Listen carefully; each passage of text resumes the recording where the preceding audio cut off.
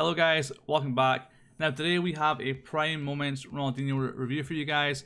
Bought him for 9.1 million. Sold him for almost 10, which is great news because it covers the tax loss and we get a little bit of money from it, right?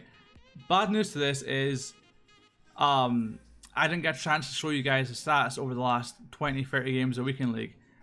Getting into the team we used for him though, we played a flat 4-4-2, which in my opinion is the best formation in FIFA. We actually have a tactics video that I show you guys how I got Elite 1, and 4-4-2 was my main formation, right?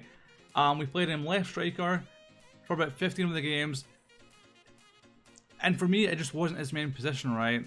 So we tried him as a cam in a 4-1-2-1-2 narrow, and also at left mid in a 4-4-2, which in my opinion he played much better in those two positions in comparison to left striker. Looking at his in-game stats, 95 pace with a phenomenal acceleration, almost 97. Looking at the shooting stat, when I look at shooting stats in this FIFA, long shots, volleys, penalties, all completely irrelevant to me. The main one I see is that 95 finishing, which is great, right? Passing stat, I mainly just look for that short passing, which is super good at 94. Dribbling is perfect almost all round. The lowest stat here being 93 balance, which is more than good enough. Physical stats is what interests me the most with this type of card, because he's meant to be a fast, agile card, but he also has 85 strength, which many of these types of cards just don't have, right? Which I feel like sets him in a different category to most.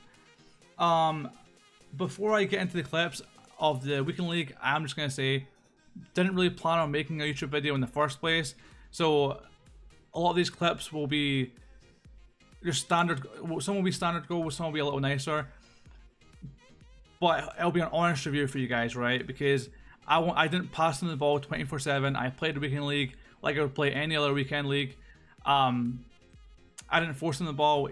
When I got him the ball, I would purposely try and score. I wouldn't try going any extra over the top or anything like that. So yeah, just a little heads up, right? But yeah, getting into the clips, I'll see you guys there. Now then, on to the highlights side of things. Here you see Ronaldinho burst away from the midfield with his pace, do a simple ball roll, put the defender on the floor, and put it top left corner, right? Now with a player like Ronaldinho, you have to be unpredictable, right? Normally you'd open up your body, try finessing across with your right foot. With Dinho, you can do the exact opposite, right? Ball roll onto your left, create all that space, and just hit it near post, right? Here is a clip I was very surprised by. Outside of the box, normally, again, I would normally never go near post that far out. Ronaldinho's shooting is just something different. I feel like I scored a lot of goals over this Weekend League from weird angles or just places that I normally wouldn't shoot from, right? For example, right there. I mean, that's only a shot power too. Here you see Ronaldinho, a fantastic turnaround, beautiful little ball roll, and he does it all with such a quick pace, right? I mean, he got away from the player moments Ramos so fast, right? And made the finish, of course, look easy as always. Here, if it's not obvious, I plan to do a rainbow flick with Messi until I saw that beautiful little run from Ronaldinho through the middle. So halfway through the animation, I passed it, and of course, the first time volleyed it with Dinho. Here, another great example of his acceleration, his 97 acceleration. He's able to ball roll, drag back so fast. Here you got Dinho, and just he turns so fast, right? Little heel tail, ball roll, and hits it with his left, right? Again, being unpredictable with a card like this is massive because dribbling, in my opinion, is harder this year than last year, like taking on players. And of course, his left foot is more than usable. He has 95 finishing. That 4-star weak foot, you can use it, right? Take it to your advantage. Here, you've got Dinho, running down the line, little ball roll inside. Again, his turning is so quick, right? He goes onto his left foot, and I mean, to be fair, I believe that was a deflection there, right? But either way, I believe it beats the keeper. Let me just double check. I mean, yeah, that's going past the keeper, so deflection or not, it was still a nice little finish. Here is another great example of how good his left foot is. You guys, I'm sure, know volleys are much more inconsistent this year, so for Dinho to be able to volley, left foot volley from that kind of angle is great to see, right? For him still to be able to put that away. Again, another great example. instead of me going onto my right foot, which is obvious, slight little ball roll and hammer it home with his left foot, right?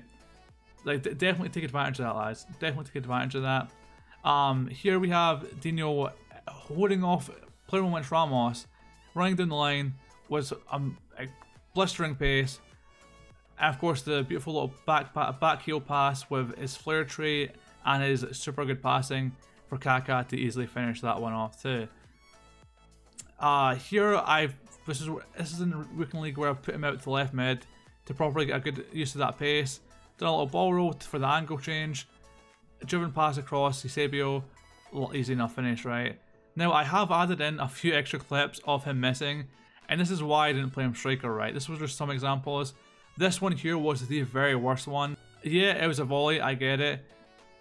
And it's on his left foot, but I believe he should still score that, right? Every day of the week, I feel like he should score that. Now, my conclusion on this card, I don't really know where I stand on it, right? It's one of the best cards I've used, but it's also a 9 to 10 million worth card. A 9 to 10 million card. Do I think he's worth that? Not at all. I don't feel like any card's worth that, right? If you're going to get Dino and you're dying to have him in your team, I would highly, highly recommend, just buy his prime. His 94 is about 4 million on Xbox, literally less than half of what this card is worth. And I believe from using both the versions, the 94 is just as good, right?